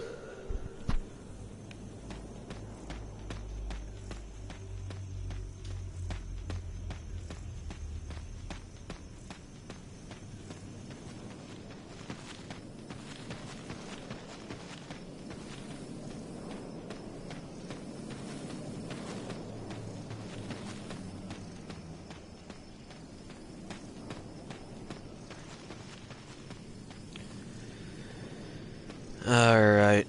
Use one of these green herbs. Top us off on health.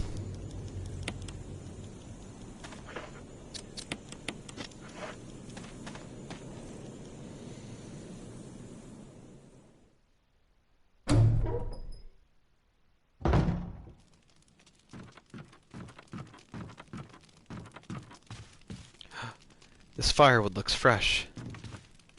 Someone's been here recently, I guess. A family picture. There's a journal left by someone. 19. Daddy attached first, Mom attached scond. Inside red and slimy, white and hard. Not true, Mom. Where? Dunno, Dad. Found Mom again. When attached Mommy, she moved no more. She screaming. Why? Just want to be with her. For, Mom, where? I miss you.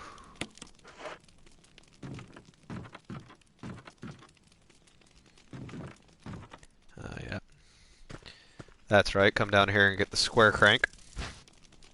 Not the hexagon crank, the square crank. You see, you can tell that it's a square crank because of the way it is.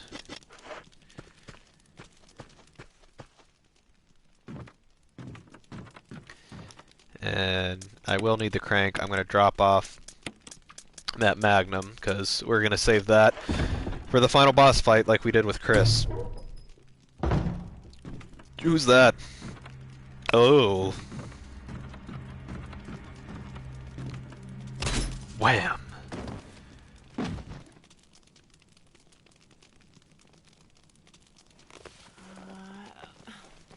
So now I actually want to see, because we're going to get a good look at her, I kind of want to see how many faces she actually has.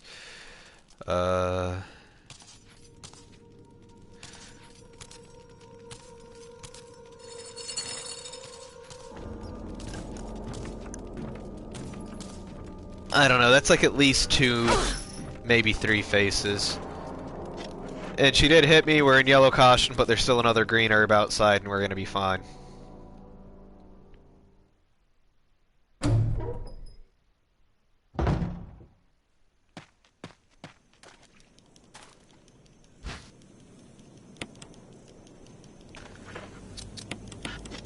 Alright, good on health now. Got the square crank, so now we're gonna go to the outhouse.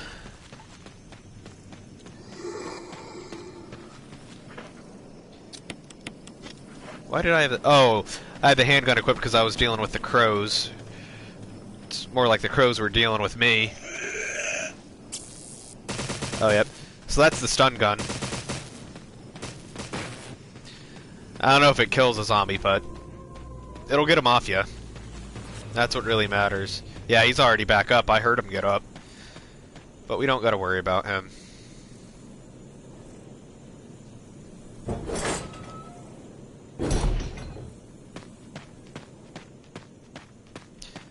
I think all the crows are dead now. Joke's on them.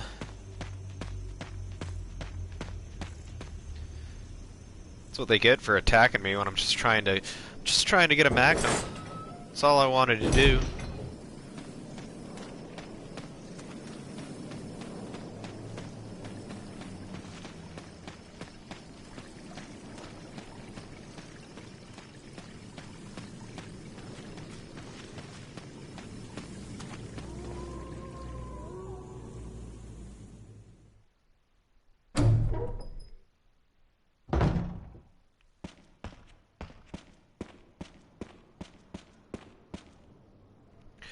Alright, so there's gonna be a few zombie dogs out here. Hopefully I'll deal with them better as Jill than I did with Chris. If you can hear me, just give me a sign. Anything. Jill to Brad, can you hear me? Shit, it's broken. Indeed it is.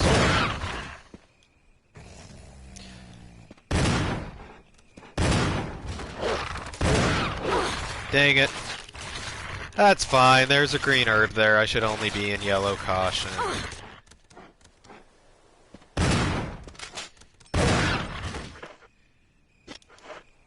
I'm in orange caution. Okay. Those zombie dog bites really take a toll on you, I guess.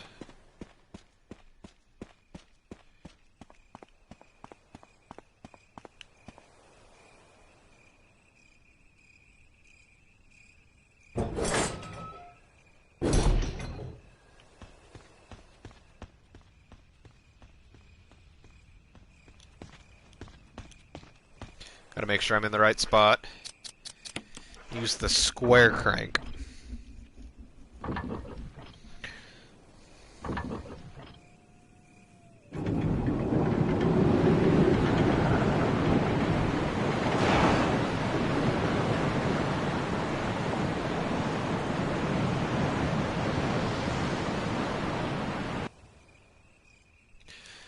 The sound of a waterfall in the distance. So, I'm saving the green herb for now because there is a red herb right outside the outhouse. I don't want to just use a green herb and still be in yellow caution, so I am going to risk it. Oh, and I don't have to worry about the snakes here yet. That's good. So I think we're going to be okay. There's just going to be some mean old crows in here, but hopefully I can juke them. Yeah, we're good.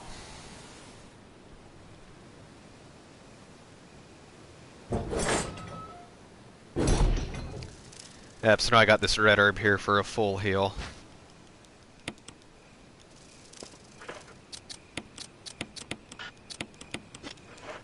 Alright.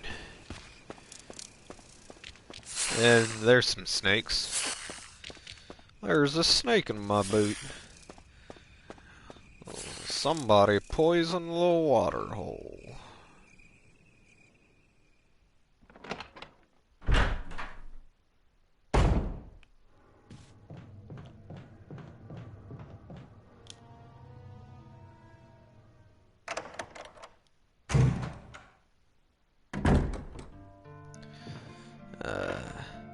Yep, pick up this first aid spray.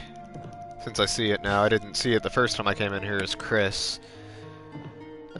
Stun gun.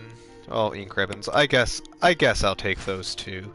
I guess. And I don't think I've saved in a while. I'm gonna save just to be on the safe side, because once again, those zombie dogs almost got me. Yeah, ooh, I've only saved once. I need to save. I need to... I need to be more careful. Save more often. I know saving isn't the most exciting thing to watch, but you know what else isn't exciting to watch? Me playing parts of the game over again because I died.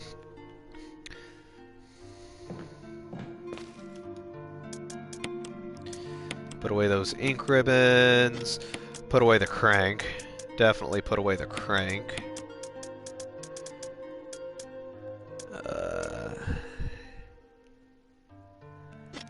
I don't think I need the grenade launcher right now.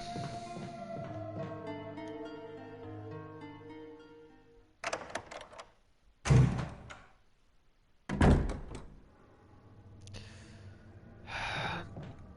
trying to debate if I should hold off on getting the red book for now, because I'm also deciding how I want to deal with Plant 42 this time around.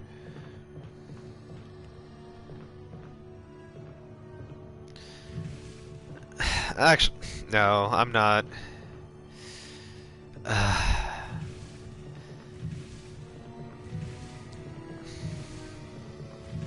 Okay, yeah, I'll deal with it the way that I don't want to deal with it.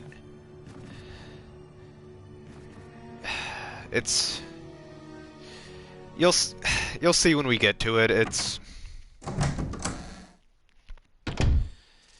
It's just a different way of dealing with it that in some aspects is better than the way that I dealt with it as Chris, but in another way it kind of takes longer. Ooh, there's a cutscene.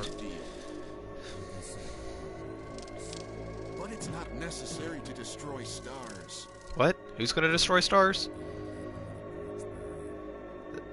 What about my family?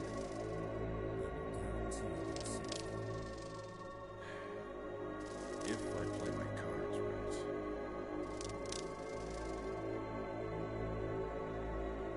Whoa. Someone like... Sounds like someone is holding Barry's family hostage. And they're talking about destroying stars. This doesn't sound good. What are you up to, Barry? What are you doing?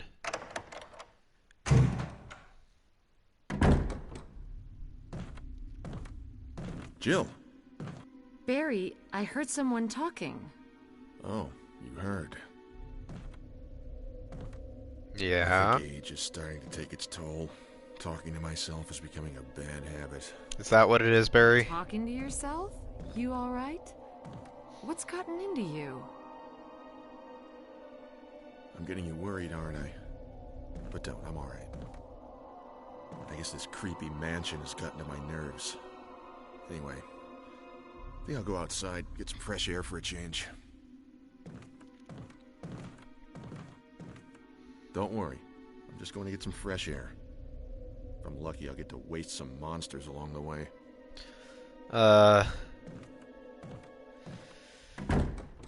I don't know if Barry's doing so good.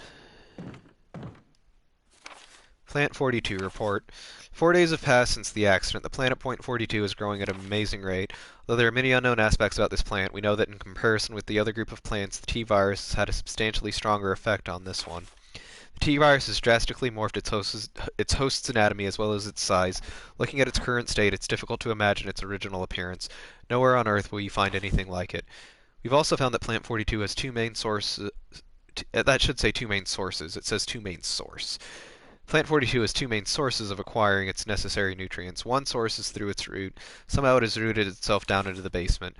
Immediately after the accident, a scientist went mad and destroyed the aqua ring. Ever since the basement has been like a pool, there is a high possibility that it's one of the chemicals in the water that's promoting the Plant 42's rapid growth. However, we have yet to determine the specific chemical. A bulb-like body of the Plant 42 has been sighted hanging from the ceiling of the first floor. We are sure that it used the air ducts to reach the first floor. Numerous long tentacle-like vines are protruding from the bulb. We believe the vines are the second means of acquiring its nutrients. The plant 42 senses prey, it uses the tentacle-like vines to capture its prey. After doing so, suckers on the vine, drains the prey of its blood. We've also noticed that it has some intelligence. When it captures its prey or when it's inactive, the vines twine around the door to stop possible intruders. Unfortunately, several of our scientists have already fallen victim to this plant 42. When we heard the stories from the survivors, they all observed one thing in common. When the uniform petal-like flaps open and reveal its vital internals, it has a tendency to become more aggressive. One witness reported that it was as if it was trying to protect itself. Why it behaves the way it does is still unknown. May 21st, 1998. Henry Sart. And that's right, I gotta go in the bathroom and get a key. I think I went out the wrong door, though, because that's the door with the bloody arm print on it. Dang it.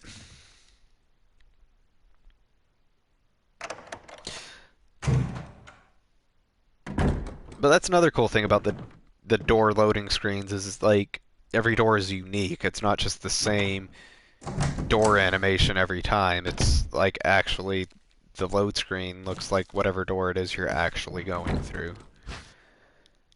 And got the residence key, and I think someone just walked in here.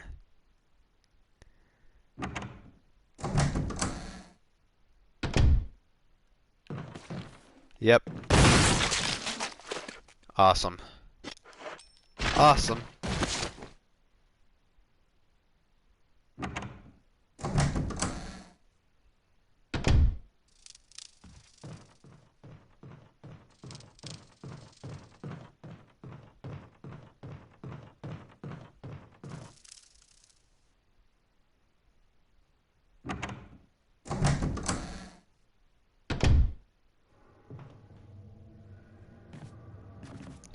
Up the boxes, down the boxes. Using the key on this door. Throw it away.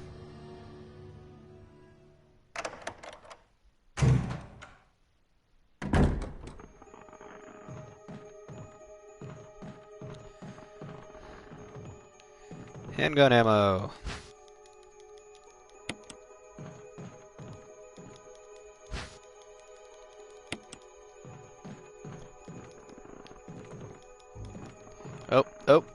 Oh, there it is. Take the self-defense gun. Suicide note. June 22nd, 1998. I had to do it. We ran from those things, helping each other to survive, but Robert started to show the symptoms. I had to do it. Those things are pure evil. There was no other way. He would have done the same if it were the other way around. After I put him out of his misery, I had to just leave him in the bathroom. Now I'm probably the last one. How could this happen? I'll never forgive myself for being a part of this project. Eventually I'll get what's coming to me, though. There's no way to escape from this nut house. It's just a matter of time now. Everything is set. All I need is a little courage to get it done. Knowing that I'll leave many things undone is regret beyond words.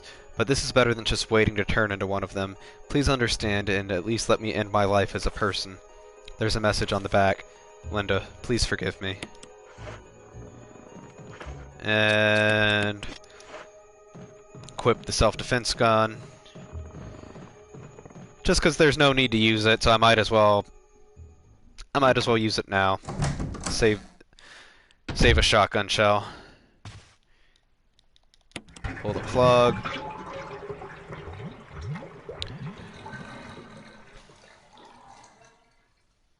Something inside the bathtub. Take the control room key. I just heard a noise.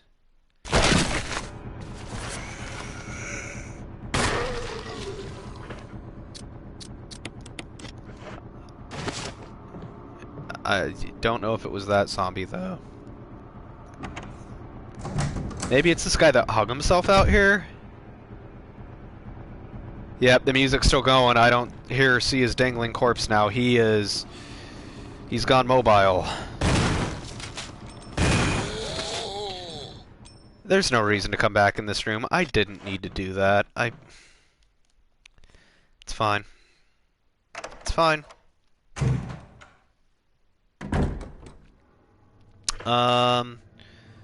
Yeah, I can definitely go ahead and drop off this self-defense gun now.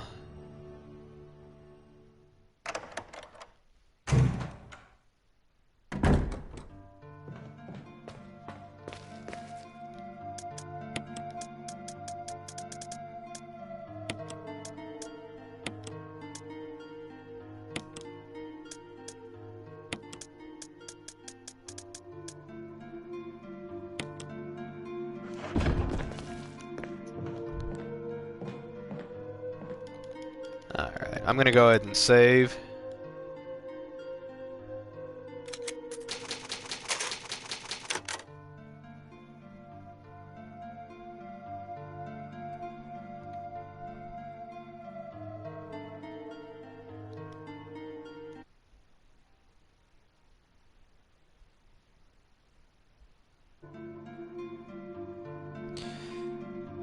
And that's all the time that we have for this episode. If you're enjoying it, like it says on the bottom of the screen there, please like, comment, subscribe. If you really feel the need to, you can smash that bell icon so you get notifications when I'm streaming or whatever. I never smash the bell because I don't like having notifications, but maybe you do. I don't know. But that's all the time that we have for this episode. I will see you guys next time for more Let's Play Resident Evil Remake. Thank you, and goodbye.